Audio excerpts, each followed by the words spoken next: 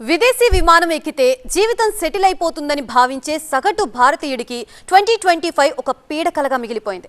Gulf దేశాల ఇసుక తెన్నెల నుంచి అమెరికాలోని గగనతల భవనాల వరకు ఎక్కడ చూసినా భారతీయులకి రెడ్ కార్డ్ ఎదురైంది. అసలు ఈ 12 నెలల్లో ఏ దేశం ఎంతమంది భారతీయుల్ని డిపోర్ట్ చేసిందని పరిశీలిస్తే ఆశ్చర్యకరమైన విషయాలు వెలుగులోకి వచ్చాయి. విదేశీ గడ్డపై ఉపాధి కోసం వెళ్లిన వేలాది మంది భారతీయులకు 2025 సంవత్సరం ఒక చేదు జ్ఞాపకంగా మిగిలిపోయింది. ఎన్నో ఆశలతో వెళితే స్థానిక చట్టాలు వారిని నిర్దాక్షిణ్యంగా గెంటేశాయి. 12 నెలల్లో 81 దేశాల నుంచి ఏకంగా 24,600 మంది భారతీయులు బహిష్కరణకు గురయ్యారు. అక్రమ వలసదారుల పట్ల ట్రంప్ వ్యవహరిస్తున్న కఠినమైన విధానాలతో ఏడాది అమెరికా నుంచే ఎక్కువ బహిష్కరణలుంటాయని అందరూ భావిస్తారు.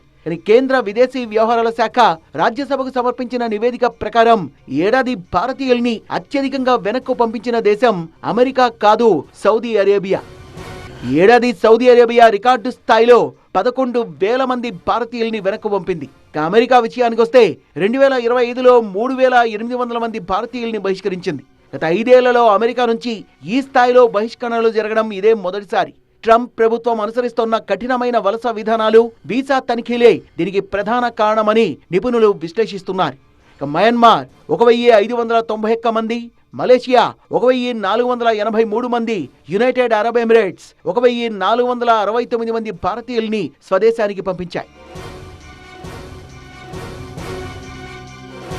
సైబర్ ముఠా వలల్లో చిక్కుకుపోయిన అనేక మంది ఇండియన్స్ ను మయన్మార్ భారత్ కు పంపించింది. వీరిలో ఎక్కువ మంది తెలుగువారున్నట్టు సమాచారం.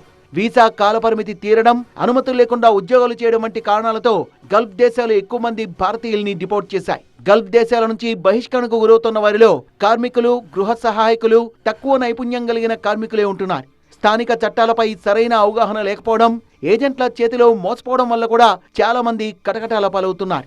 ఉన్నత చదువులే లక్ష్యంగా ఆస్తులు అమ్ముకొని మరి ఎన్నో ఆశలతో విదేశీ గడ్డపై అడుగుపెట్టిన భారతీయ విద్యార్థులకు ఈ ఏడాది తీవ్ర నిరాశ ఎదురైంది. భారతీయ విద్యార్థుల బహిష్కరణలో బ్రిటన్ టాప్ లో ఉంది. ఏడాది యూకే 170 మందిని, ఆస్ట్రేలియా 114 మందిని, రష్యా 82 మందిని, అమెరికా 45 మంది భారతీయ విద్యార్థుల్ని స్వదేశానికి పంపించేశాయి. విదేశాలకు వెళ్లే ఆలోచన ఉన్నవారికి 2025 నేర్పిన గుణపాఠం ఏంటంటే, ఏ దేశం వెళ్లినా నిబంధనలే రక్షణ కవచం. ఏజెంట్ల మాయమాటల్ని నమ్మి మోసపోకుండా చట్టబద్ధమైన మార్గంలో అడుగువేస్తేనే ఆశలతో వెళ్లిన భారతీయుల విదేశీ కలలు నిజమవుతాయి. లేదంటే కష్టపడి సంపాదించిన సొమ్ముతో పాటు ఆత్మగౌరవాన్ని కూడా కోల్పోయి ఖాళీ చేతులతో వెనక్కు రాక తప్పదు.